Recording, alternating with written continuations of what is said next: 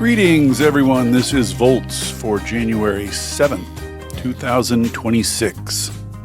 New York City's congestion pricing has been running for a year now. How's it doing? I'm your host, David Roberts. At the beginning of 2025, after more than 20 years of organizing and pushing by advocates, congestion pricing finally went into effect in Manhattan. It was a close call right to the end. New York Governor Kathy Hochul delayed the program at the last minute and only implemented it with a $9 charge rather than $15 under intense pressure. The Trump administration has also tried to kill it, an effort which is unfortunately ongoing. Despite how difficult it was to pass and implement all the ups and downs and chaos along the way, congestion pricing has proven to be an almost unalloyed triumph. Traffic is down in the congestion zone and has not risen outside the zone to compensate. Transit trips are up, buses are moving faster, accidents are down, noise complaints are down, business inside the congestion zone is up. Advocates said it would work, and at least so far, it is working. I wanted to talk to one of those advocates about the one-year anniversary, partly to simply wallow in a rare bit of happy news, and partly to dig a little deeper into the program's performance and future. Happily, I have with me the perfect guest, Kate Slevin, Executive Vice President of the Regional Plan Association, a civic nonprofit that has been involved in this issue for a long, long time. We are going to talk all about the program's performance, its current political health and security, and what we can expect in its future.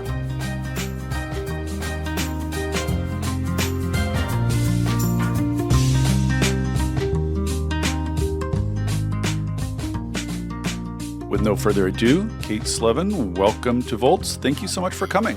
Thank you so much for having me. It's a real pleasure to be here. It's so rare and fun and exciting for me, Kate, to be happy for a while. This is a happy hour, so I'm really relishing it. So I think the place to start is maybe, I don't want to assume people have a lot of background knowledge about this. I think people vaguely know that it happened, but insofar as you can condense the history to a reasonable amount of time, it's a lot of history, but maybe just briefly walk us through the history of this thing, like the 5-minute version. I know there's like an hour version. There's probably like a full documentary version, but give us the 5-minute version. Sure. Well, look, New York has always had a challenge in sort of how to pay for its public transit and how to address traffic congestion. This has been sort of a perpetual problem that the city has faced. It's very expensive to operate the MTA system. And over the years, traffic congestion, as the population of the city has grown and more people have come to the city, it's just become unbearable, especially in our central business district.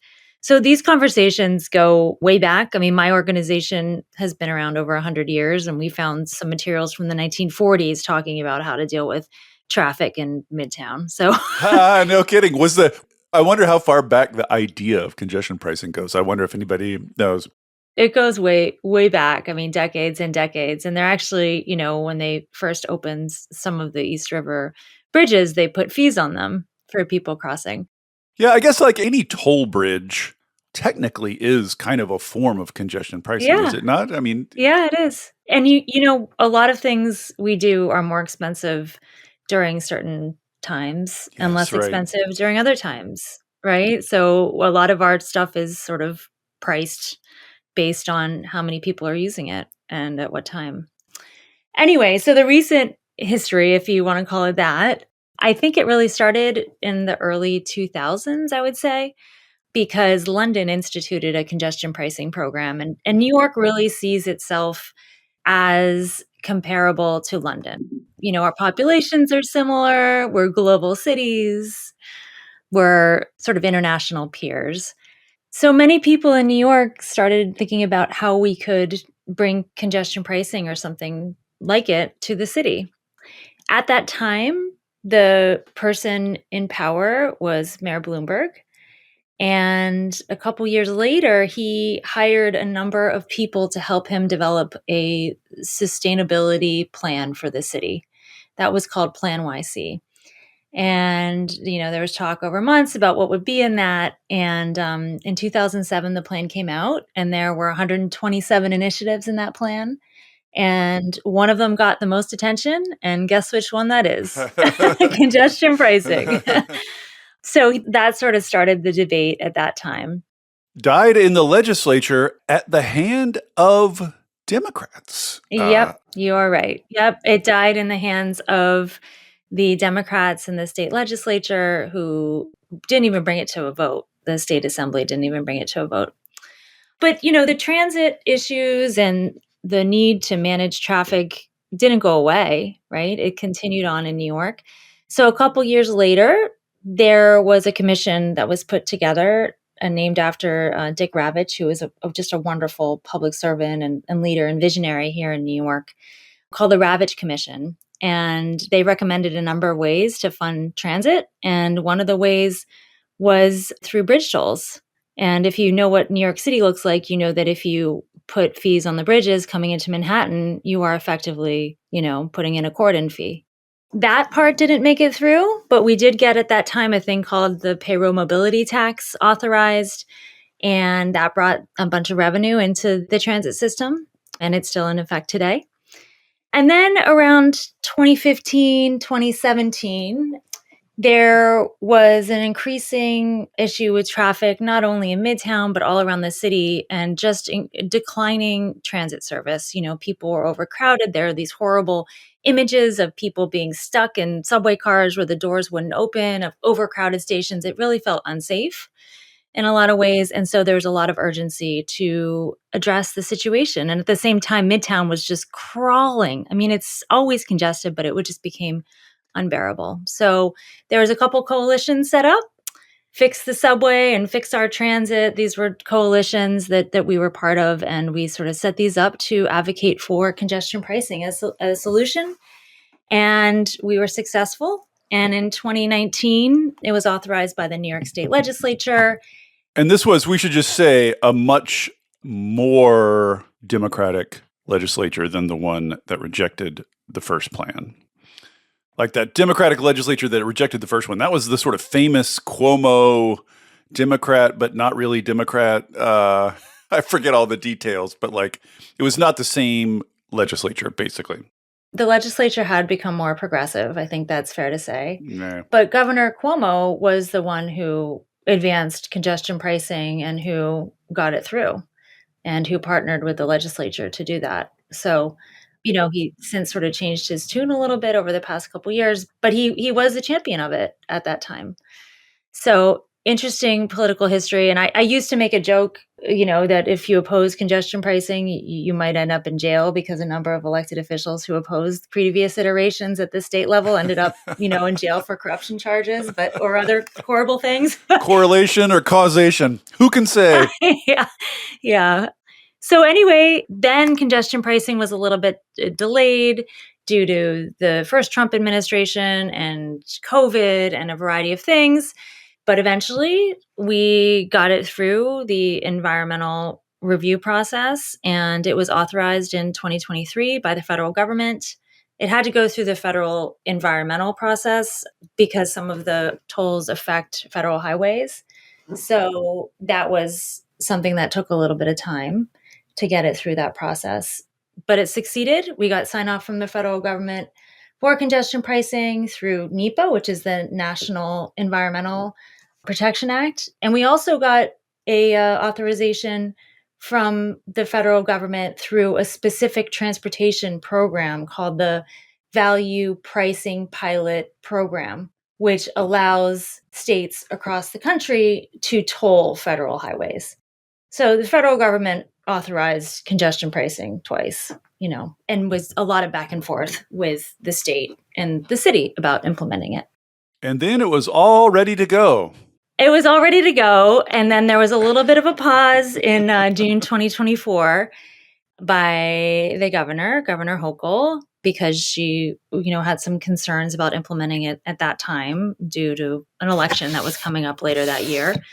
But the election happened, and in November 2024, she unpaused the program, and it went into effect on January 5th, 2025. And many of us were in Manhattan, watching the program go into effect. And it was pretty wonderful. I mean, there's a lot of advocates, myself included, who've worked on this a very long time. I mean, I started working on it in the early 2000s to see this, huge environmental and transit policy actually begin. It was pretty excellent. So that's the history. That's it's a lot. So I want to spend just a minute or two. This is actually the second pod I've done about congestion pricing. I did it when it first passed, but in that first pod, I didn't actually take much time to really look at kind of the nuts and bolts mechanics of how it works. So tell me, is this right? So there's a zone, meaning there's sort of a southernmost street and a northernmost street. And is it the full east-west breadth of Manhattan in that zone? So it's in effect in Manhattan south of 60th Street, actually south of 61st Street. So 60th Street and below. All the way down below that. Everything in Manhattan below that. Correct. However, if you are just traveling on the highways that go on the outside of Manhattan and you don't come into the streets of the city, then you are not charged. I see. And when you come in and are charged, presumably this is some sort of widget scanning something on your license plate, like it's automatic, right? Like how does that? It's automatic. It's a bunch of cameras around. It's Easy Pass. So it's based off a pass that most people had already. Yeah, most people have Easy Pass. The adoption rate is pretty high at this point. So, you don't actually see anything other than your Easy Pass bill being paid if you have Easy Pass. I'm sort of curious, if you don't have Easy Pass, what happens? Then you get a bill by mail. You get a fee in the mail. And that's how it is for a lot of our tolls here, whether it's run by the MTA or by the Port Authority or the Thruway Authority. I think most of them have a similar structure at this point. So what happens if I'm on 62nd Street and I drive 2 blocks south into the zone and then drive back out and then drive back in? Am I charged each time I cross that threshold? You are only charged multiple times if you're a commercial vehicle. If you're a passenger vehicle, you only get charged once per day. But the commercial vehicles pay each time they cross the threshold. Correct. And these are, I guess, all the north-south streets crossing 61st. But then south of that, it's just the bridges coming in to Manhattan, basically. Right. All the traffic coming into Manhattan is coming through those bridges. Right. Bridges or tunnels. And I think that, if you're not familiar with New York City, it's kind of interesting because we have a lot of people who've always, or not always, but for decades have paid tolls to drive into Manhattan. And then there's folks who, because they're using the city bridges, who haven't ever paid anything. So that was one of the potential benefits I think a lot of people saw in congestion pricing, is that a lot of people were going out of their way for a cheaper ride. And so this is intended to kind of even the traffic out a little bit and reduce the burden on communities that, host those formerly free crossings. Interesting. Yeah. In the particular boundary, how was that determined? And who determined it? Yeah, I mean, it's seen as our central business district, so just sort of makes sense. That district has a set boundary, like there's a clear boundary. Yeah, I mean, I don't really know who came up with the concept that was our central business district, but whenever people talk about our central business district, or whenever there's studies done, or whenever our regional planning organization looks at our central business district, that's kind of the area they use. Now it's called the Congestion Relief Zone, by the way. Congestion relief. A bunch of people, when I threw this out online that I was going to talk about this, I'm sure you've heard this a trillion times. Like a bunch of people are like, "Oh, congestion pricing is the worst term for this. You need to call it congestion relief." Or, people are always thinking of better names, better words. I love that conversation. I mean, we've been having that conversation for 20 years. I know. And at some point we did these, we would do these focus groups and these public opinion polls. And what would come back would be that New Yorkers just want it straight. They don't want any BS. They don't want it called something it's not. And once it started to be called congestion pricing, it was really hard to deviate from that, because then people would think they're trying to be duped or something, right? That the government was trying to play a trick on them and call this thing something else. And so we kept the term congestion pricing. And in fact, the last coalition we had from the past couple years, it's now called congestion pricing now. Forget fix our transit, fix traffic. It's just, let's get congestion pricing done. That's funny. The price level originally was going to be $15. Hochul reduced it to $9. I'm sort of wondering, like, how much science was involved in determining the $15 level. Like, who, like, what sort of magic went into deciding that? And then in turn, what was the rationale for $9? Were there clear rationales for either number? Yeah. I mean, look, we have a lot of traffic here in New York City, and what they studied in the environmental review was actually between $9 and $15. Like, that was part of the study. So it was within the parameters of what everyone had been talking about and we're expecting. I mean, depending on which side you're on, you could argue that it's too high, or you could argue that it's not high enough. So I think there's a case to be made that at some point we're going to have to increase it. And that is actually the plan, to increase it over the next couple of years as congestion grows again. We're going to return to that. I mean, there's a certain amount of just kind of picking a number out of the air here, because it's hard to know beforehand what exactly will work or what exactly the effect will be. Yeah. Well, I do think it makes sense, though, the $9, and it is similar somewhat to what the other crossings are. It's not astronomically more, it's less than some. And so that we already have, because we already had tolls on some of our crossings, you could use those to kind of start to develop somewhat of a plan. So 9 is sort of in the neighborhood, at least, of other tolls. It's not some outlier. Correct. So let's then talk about the effects, how it has gone. And my first question about that is, who measures how it's gone? Is the New York City government set up to, like, count cars, measure how fast they're going, et cetera? Or is this something that outside groups have to do? Well, a lot of people have been measuring it, and the MTA has been measuring it. The city has been measuring it. Some of the big tech firms have been measuring it. A number of external civic organizations have been measuring it. A lot of people paying attention. Academic institutions have been measuring it. So we have a lot of data, and it's pretty positive. I mean, it's really incredible looking at the past year and to see some of the benefits. I mean, my impression, and tell me if this is wrong, but my impression reading everything around is that even kind of the most enthusiastic proponents have been a little bit surprised at sort of how instantly it worked. Yeah. Like, I guess I'm so used to things going wrong in politics that I was just sort of bracing. I was bracing for something, but like, it really started working almost immediately.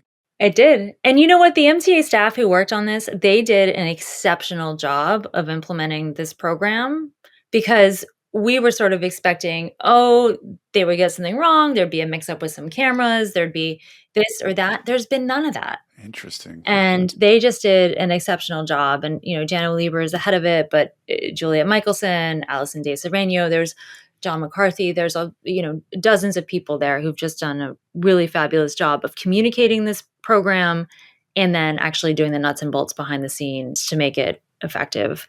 Right. So tell us what we found here.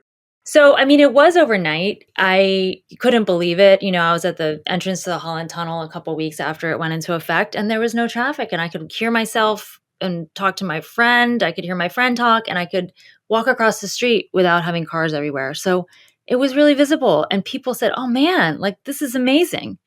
And even some people who were opposed started to support it, right? Because they saw it is so rare for a public benefits. Policy to work so clearly that even normal, like normal people aren't reading the news every day. They're not following politics.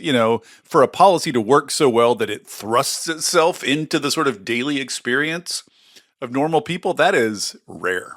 Exactly. The funniest thing I thought was that a few weeks after the program went into effect, there was a public opinion poll done by the Partnership for New York City. And one of the things they found was that the people who supported it most were the people who were paying the toll and driving into the congestion relief zone frequently. Because there was less traffic inside it. Yes, exactly. What do you know? Exactly. And the people who were the most opposed were still the people who rarely drove into the congestion relief zone. And a lot of them didn't even own a car or didn't even live in in an area where they would be driving into the zone. So they're sort of either they're sitting on the subway thinking, one day I might have to pay that and I'm not going to want to pay it. or they're somewhere else entirely, A lot of this is ideological, right? I mean, a lot of it is, Yep. I suspect the less direct experience you have with it, the more sort of ideological your opinion about it Absolutely. is. So just in terms of the effects, the obvious thing is there are fewer cars inside the zone. Yep. I forgot to ask when I was talking about the mechanics, but this is 24 hours a day? Yeah, but it's different rates. So it goes down. Oh, so it is dynamic. It's dynamic. It's just a different price. It's $9 during the day. And then it goes down overnight to a couple dollars. Interesting. Okay. But there are fewer cars in there. Yep. So there's less traffic inside it. The cars that are going in, as you say, are the most enthusiastic supporters of this because when they do go in, they are now moving faster. The buses are moving faster. Transit ridership is up, which I guess was predictable, but also I guess I'm just surprised that effect is so clear and immediate. Did you expect that? I mean, I guess if fewer people are driving in, more people are subwaying in. I guess it makes sense, but I guess, I don't know, I found that delightful. Is that something people expected? Yeah, I think so. I mean, that's the whole purpose of it, right? Is to grow transit ridership and to make transit better. So, but I just want to narrow in on a couple statistics here because it's just amazing. I mean, first, you have to consider that New York City, the MTA region here, has 40% of the country's transit ridership. Yes, I know. It's crazy. We have to make transit work in New York. And so this affects a lot of people. And what you've seen over the past year is you've seen that transit ridership grow. You've seen over $400 million that's been raised through congestion pricing. We're going to get to the money in a minute. I got questions about the money. But 20 million fewer vehicles have entered the congestion relief zone than in 2024. And that is having all the knock-on effects you would expect, which is that the people in there are going faster, buses are going faster, crashes are down, injuries and deaths are down. I think that's really one to think about and focus on. I mean, the traffic safety has improved dramatically in the zone. That's because there's 80,000 fewer vehicles per day coming into the congestion relief zone. I was very interested in this. Noise complaints are down as well. Manhattan is less loud.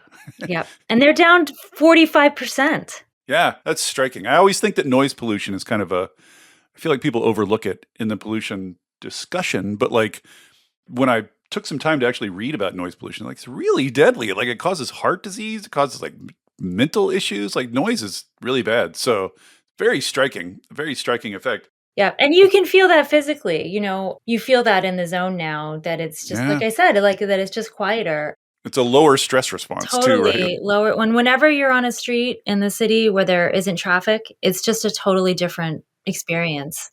It's something that's slightly puzzling. I think a lot of people expected when traffic declined inside the zone that it would increase a little bit on the streets outside the zone. The streets that allowed you to bypass the zone or the streets near the zone, that a bunch of traffic would be sort of shunted to those streets. But as far as I can tell, that has not happened. No, it hasn't. And that was actually one thing that was identified in the environmental review documents was that the potential that traffic might go up in a couple isolated areas across the city. and across the region. But, we actually at RPA, my colleagues Rachel Weinberger and Will Cow found that traffic delays are actually down 25% within the congestion relief zone. We used Waze data to look at that. And they're also down 9% region wide. Wild. And this includes parts of New Jersey and, Staten Island and the Bronx too. So it's really benefited not only the congestion relief zone, but the area surrounding it.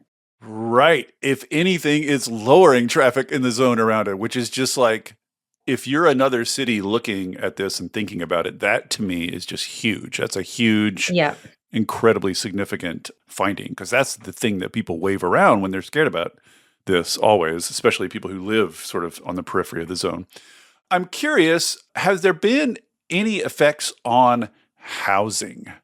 I thought maybe it might be sort of like too early to kind of tell, because housing moves a little bit more slowly. But I just wonder, like, has there been any discernible effect on housing density, housing prices? I don't know that we've looked at that. I mean, look, a lot of people have left the 5 boroughs of New York City, as we know, because of our lack of affordable housing, especially families, especially middle income and working families. So we have a lot of data about where people have moved to and why. And that's been a perpetual challenge in the city. But, half of the households in New York don't own a car. A lot of people are on public transit anyway. So I think the priority is really getting better public transit so you can support more housing and support more reliable commutes for people. I will be curious, like, if this thing can run for, like London's, 5 years, 10 years. I'd be really curious to see if there are discernible housing effects Hmm. in that zone. That would be super interesting. Another thing that people worried about was people obscuring their license plate to avoid these charges. I know in New York City, this is a big thing with people like doing it to avoid parking tickets and like when they park in bike lanes and all this. I know there's a whole like low level kind of guerrilla warfare in New York City about this. Has this increased in the wake of all this? Is that a substantial problem? Like, are there a substantial number of people avoiding this, or is it even possible to avoid it? There's a whole group of people who are out there who will catch you if you do this. So for anyone listening, I would not recommend it. The fees are high. The MTA has a whole part of its organization that is focused on collecting, the money from toll cheats. So not recommended for anyone listening. Well, also, I guess just as a citizen of Manhattan, that is someone who is literally taking money out of your transit, right? So even Yeah. like, I would imagine like ordinary people are not particularly sympathetic to people No, doing this. no. And it has been a problem. I don't know that I would call it a substantial problem, but the MTA has worked really hard and continues to work really hard to try and bring down the evasion rates. And, so many people are using Easy Pass. So, Mm, it does help. But of course, there's always going to be the people who try and cheat the system. And those folks do exist, unfortunately. yeah. Before we move on past the effects, are there any others that you'd like to sort of call out? I mean, I know there's some weird sort of artifacts here and there. Like someone sent me a chart showing that AM rush hour traffic in the Lincoln Tunnel has slightly increased, which they had no explanation for. Like, are there any weird effects that you have taken note of or don't quite know how to explain or that puzzle you? I don't know that there's anything that puzzles me that much. I mean, I will say some things that we didn't think about that have happened. School buses are moving 5% faster compared to last year and are on time 72% of the time Oh, right. versus 58% of the time last year. And bus speeds have increased within the congestion relief zone. Oh, and one other thing is the I should have mentioned this sooner, but retail sales are actually on track. There was a lot of worry that this was going to kill the economy and stop people from coming to New York. That has not been the case at all. And this was true. I saw also in the New York Times about pedestrian traffic Correct. in the zone. Pedestrian traffic has not declined. Visits to businesses inside the zone have not declined. They're still as robust as ever. Yep. As of this summer. That's right. Yep. One question I had is how to think about what's going to happen in the long term here. Because I sort of like, if you told me a story where, traffic and population sort of naturally increase over time, and so that increase will affect the congestion zone too, and thus congestion zone revenue will increase over time, I would find that believable. But then if you told me, as people get more and more accustomed and understand that this one zone is expensive, more people will avoid driving into it, and thus revenue will decline over time. I guess I would also believe that. So I guess I just don't have strong priors on how we expect this to evolve over time. I guess we can draw on experience from London somewhat for this. Like, how do you, absent any price increases, let's say, if we just had the same zone, same price for 10 years, how would you expect things to change over time? Hey there, everybody. Don't worry, I'm not going to tell you about a new mattress or push a credit card on you. This isn't an ad. There are no ads on Volts. It is supported entirely by listeners like you. If you'll indulge me for a second, I'd like to ask for your support. I started Volts because we're all surrounded by depressing news about climate change and misinformation about clean energy, and it's never been more important to share the stories of the real people on the ground doing the real work of transition, and all the ingenuity and courage and public spirit they are bringing to it. People are hungry to hear these stories, to learn from and find inspiration in them. I've heard from people who changed majors or careers after hearing episodes of Volts, people using it in classrooms and community groups, even state legislators who have passed bills inspired by specific episodes. Sharing these stories matters. It makes a difference. If you have found value in it and want to help me continue doing it, I hope you will join the community of paid subscribers at volts.wtf. It's about the cost of a cup of coffee a month. If you don't like subscriptions, you can make a one-time contribution, leave a review on Apple or Spotify, or just tell a friend about Volts. I am grateful for any and all support. If you're already a paid subscriber, thank you. And now, back to the show. Absent any price increases, let's say, if we just had the same zone, same price for 10 years, how would you expect things to change over time? Well, I will say first that the toll is supposed to go up. I think starting in a couple years, it'll slowly go up to $15. So that's not for 2026. It'll stay the same next year. But I think you can look at London. I mean, they did increase the toll over time. They expanded the zone.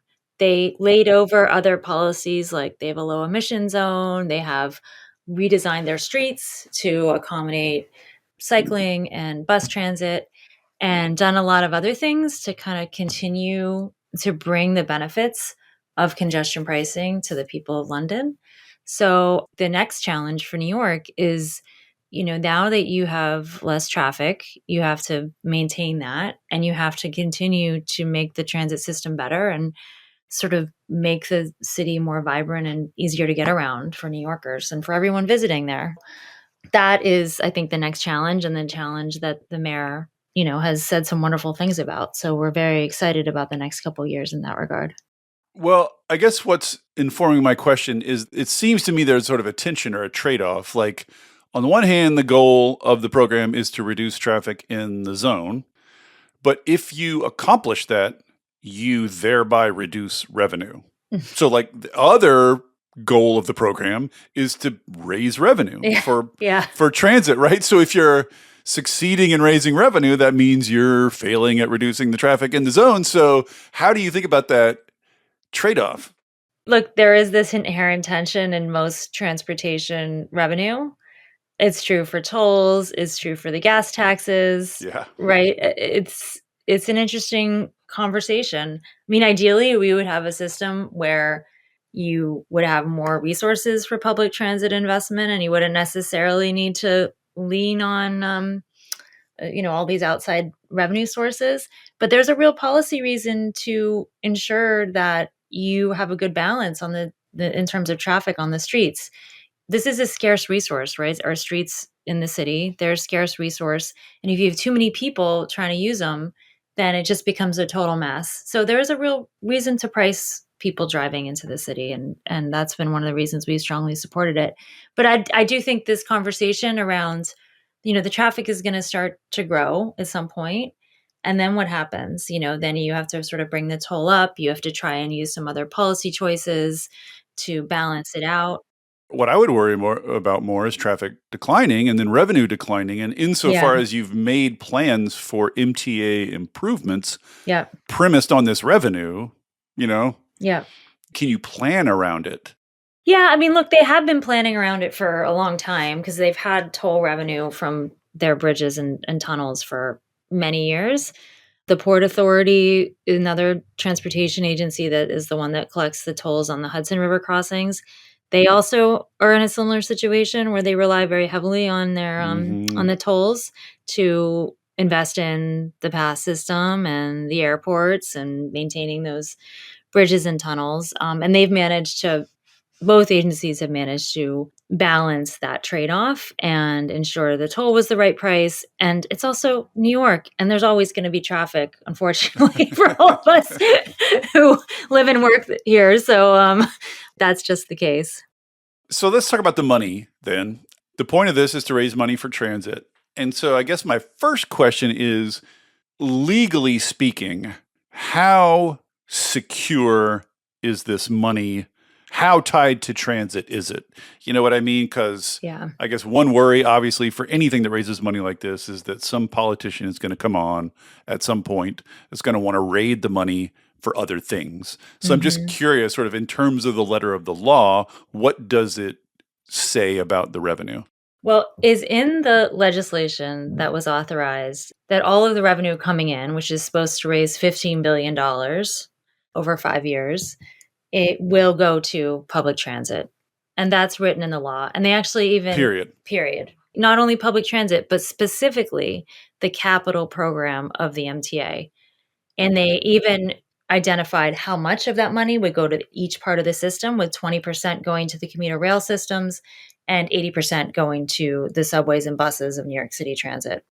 You're not concerned at all about that fund getting raided. You think people can be confident that this is absolutely going to transit? Yeah, I mean, for the time being, right? That's not on the list of worries right now. Okay. How much has been raised and invested so far? And I know, again, we're very early in the game here, but are there visible impacts of those investments in transit? Like, is there something that the mayor can point to and say, like, this is what congestion pricing gave you? Yeah, I have to correct you there because this is a common misconception. The MTA is controlled by the governor of New York. That is Kathy Hochul. The New York City mayor does not control the MTA. That is crazy. They can appoint a few people to the MTA board, but they do not actually control the agency. It's a state agency. And it's a state agency because it not only operates the system within the city, but it also operates the commuter rail system that goes to the Westchester and the Hudson Valley and Long Island. Well, in that case, I mean, even more so, Hochul, who took I've given her lots of guff over the years, but she did take a chance and do this. She really needs to be able to point to something and say, congestion pricing bought this. Yep. Is there sort of evidence on the ground yet? Yes. I mean, there is. Well, first we talked about the traffic benefits and sort of the visible benefits to us all. But specifically in transit. The MTA has already advanced projects. So they'll be on track to generate about $500 million in 2025. In the first year. And then they bond that out to pay for capital projects. And capital projects, for those who aren't familiar, they're like the actual things, the physical infrastructure. So it's things like station upgrades, track maintenance, accessibility improvements, new rail cars, new buses, all that sort of physical infrastructure. It's not going to the operating budget. It's just going to the capital improvements. But they've already bought new subway cars, the new rail cars that, you can actually see through the rail cars into the other ones, open sort of system.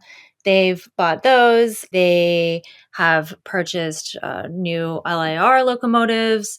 They are installing new signal upgrades on a number of lines so they can allow trains to run closer together.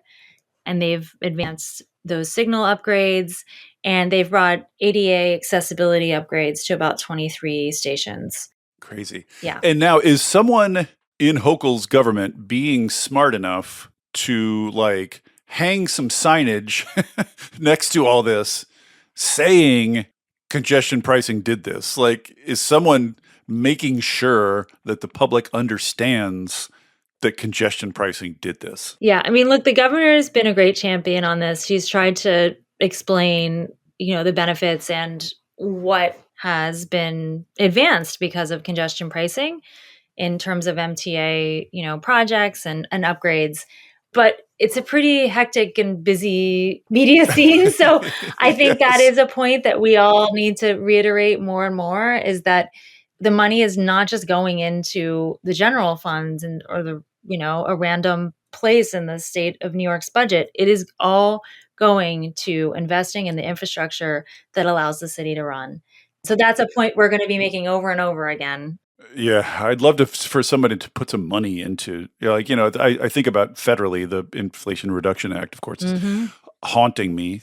Great piece of legislation that no one ever really found out about, and no one ever knew that the benefits were the benefits. So, like, ever since then, I've been very pounding the table about this. Like, you really have to tell people. Absolutely. In unmistakable terms. Absolutely. And there are ads now, and there is more visibility around this, but I couldn't agree more with you about that point. So in terms of how this program is going to evolve, you say that the plan is to slowly raise the charge back up to the original $15. Yep. When you say that's the plan, is that like written down somewhere, like legally part of the plan, or is that just sort of what people expect? It's what the MTA board approved. So legally, that is the plan. And in increments, or just jump up to 15 one day? It's a couple increments, and it'll go up to 15 over several years. I think by 2031. 2031. Yeah. It's funny because someone sent me a study on public opinion on the Swedish. There are 2 cities in Sweden that have congestion pricing, and they were showing public opinion. And it's really funny. Like, public opinion is negative right before you do it. And then after you put it into place, opinion, grows, like approval grows over time. But then when you change it, when you boost it, the whole cycle resets. Like, opinion goes back down, opinion goes back down, and then starts creeping back up again. Like, it really does seem like it's not so much the fee that people don't like, it's just change of any kind that bugs the public. So I wonder, it'll be very interesting to watch and see what, if any, effect that has on public opinion when it rises. Yeah, that moment before it goes into effect, when it's a lot of negative attention, a lot of people call that the valley of death. Yes. So we went through it and came back out the other side. But I'm just wondering if changes will be like little mini valleys of death along the way. Look, it's always a big discussion and public debate whenever the fares or tolls are raised, and I think that will certainly be contentious. But at the same time, I think people are appreciating the traffic reduction benefits and are understanding on why we need it. And more people are supporting it. I think the more you can predict and provide regular, smaller, incremental changes to tolls and to fares, rather than like a big shock to the system one day, I think that's a better approach to go as a government agency than just not putting any increases in and then getting yourself in a big problem in a couple years where you haven't been responsible. So we're very supportive of the growing it up to 15 over a number of years, and we'll be publicly saying so and supporting it as that advances. One of the sort of policy arguments you see around this, some people will point to possible benefits of more dynamic pricing. So they'll say, like, the charge should be higher on a particularly congested day or on a particularly bad air quality day or something like that. You know what I mean? Like, the fee should change in response to circumstances. And then, of course, on the other side, you have people being like, that's annoying as hell. people are just going to be annoyed by that. Don't do that. Has that discussion? Have you been through that discussion? Yeah, and a lot of us have debated that. I think from a policy perspective, it would be great to have dynamic pricing, but in the political realm in New York and just from a day-to-day, person who travels around the city, it would cause a lot of problems, I think, to not know how much it would cost for a trip. So I think there's places to improve on in terms of, maybe you want to charge even more during the peak periods of the day, the very, very busy periods of the day, and not make it $9 all the way across the entire daylight hours and going to 9 o'clock actually at night. Maybe there's some room for modification there, but I do think it has to be predictable for people. I don't think we're ready for dynamic pricing on this thing yet. Yes. If people's reaction to Uber's dynamic pricing is any indication, I don't think people like it much. Yeah, and also think about how much that charge would have to be, I mean, you could probably see days when it's very expensive. So I support that idea in getting there in concept someday. I don't think we're quite ready for it anytime soon. And in terms of the geography, you say the zone is going to be expanded or might be expanded. Is that also written into the plans or? No, there's no plans to expand the zone. I was just saying that's what London did. Got it. And I think, I do think there's areas around the city that are very congested, and there's a reason to consider that in the future, but there's no plans right now to expand the congestion pricing zone. It's in effect in Manhattan, south of 60th Street, and it will be for many years, I expect. Which would you, I mean, this is pure speculation, obviously, but if you were just purely speculating, which would you think is more likely that another different congestion zone is born somewhere in the region, like in a different congested area, or that this zone just expands?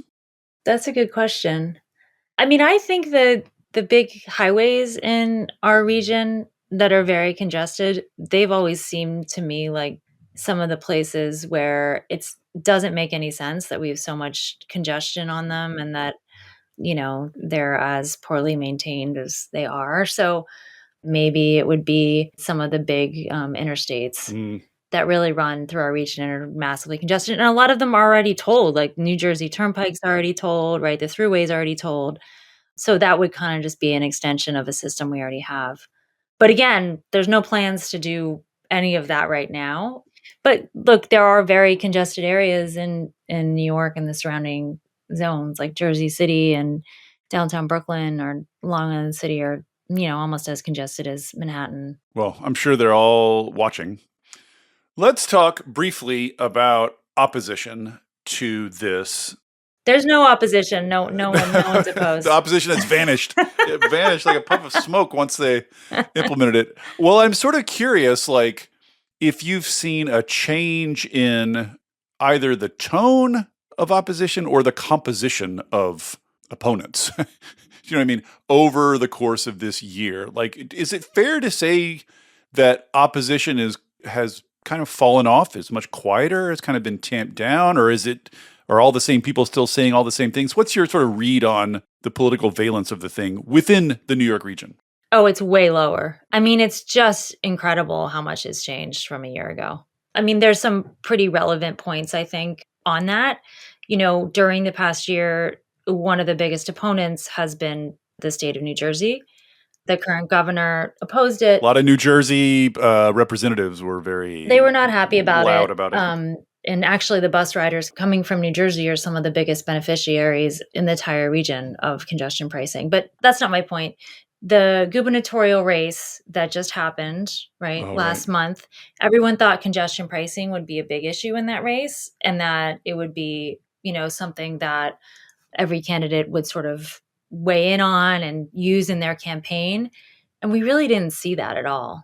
Interesting. So I think that just shows you that it was more popular than a lot of people expected it would be once it was implemented and people started seeing the benefits. And you certainly see that in the media. It's just totally, totally shifted. And the public opinion polls show the same thing as well. So it's a totally different environment today than it was 1 year ago. Way, way, way, way, way more support.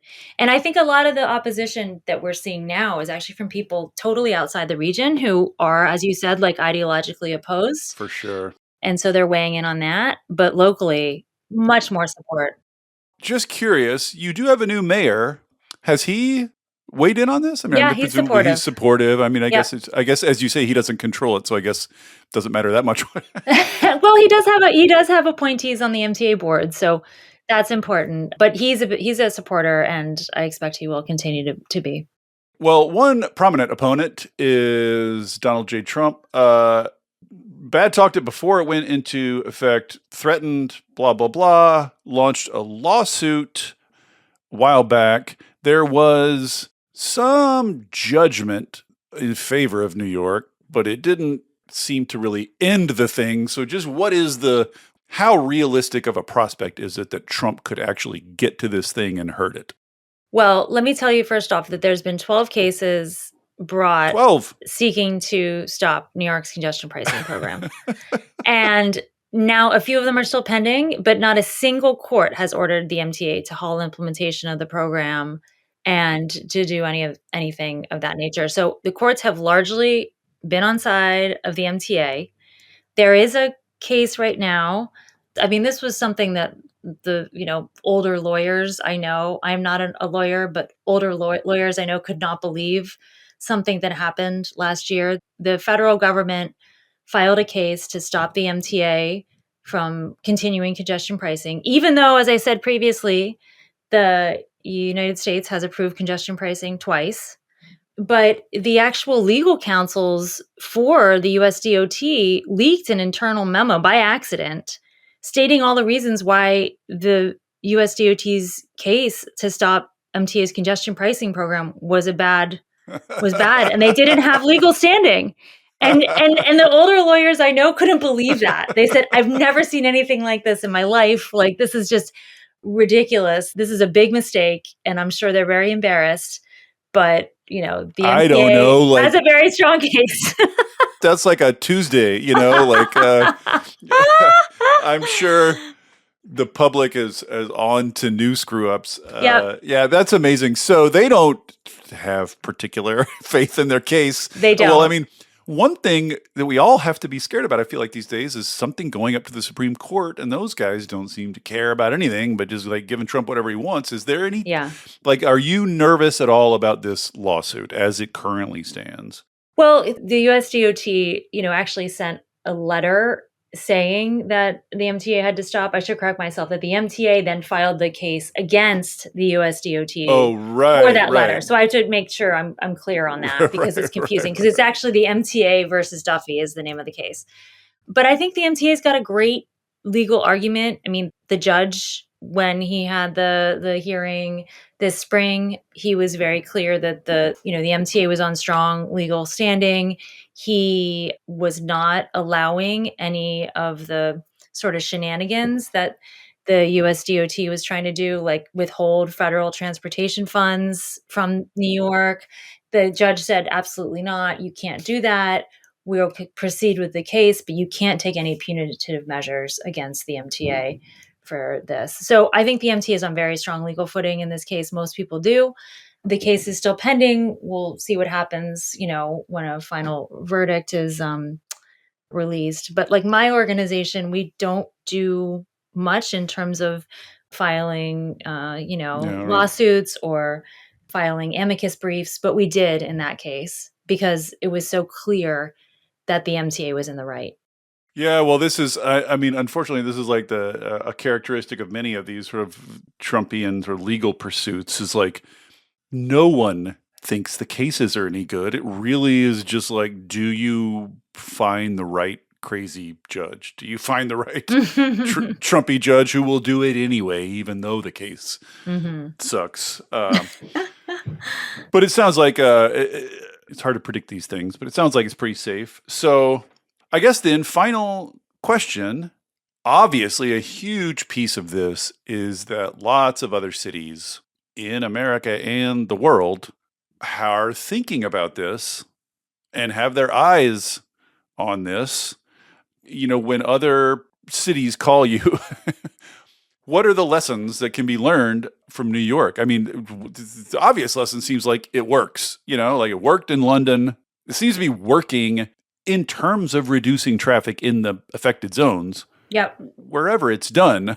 But are there other lessons that you feel like other cities can take from not just sort of the success of the program, but the whole 20-year fight to make it happen? Like, what do you counsel other places?